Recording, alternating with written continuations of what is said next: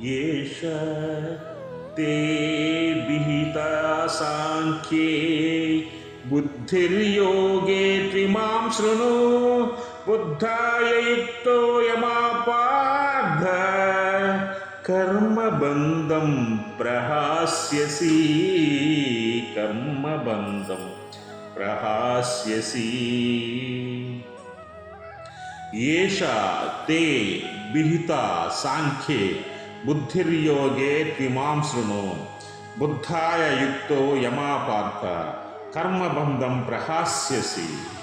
పార్థ అంటే ఓ అర్జునాన్ని, సాంఖ్య అంటే ఆత్మతత్వ విషయములందు అని, ఏష అంటే ఈ ప్రతిబింబింపబడినని, బుద్ధి అంటే జ్ఞానము అని, తే అంటే నీకు, అభిహిత అంటే చెప్పబడినది అని, యయా బుద్ధి అంటే ఎట్టి వివేకముతో అని, యుక్త అంటే కూడిన వాడవై, కర్మబంధమును ప్రహాస్యసి వదలగలవో, యోగేతు కర్మయోగమునందలి, ఇమాం ఈ చెప్పబో బుద్ధిని శృణు వినుము.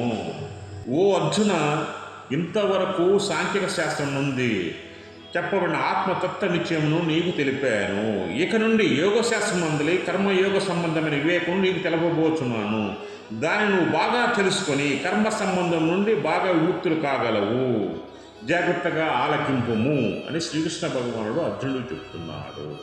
కర్మ చేసినను బంధింపబడక నుండవలనైనా ఆ కర్మ ఎట్లు చేయవలెనో దాన్ని గురించి వివేకంతో కూడిన అవసరము ఎలా ఉంటుందనేది బుద్ధిని కూర్చొని చెప్పడం అనేది శ్రీకృష్ణ భగవానుడు అర్జునుడు చెప్పడం జరిగింది.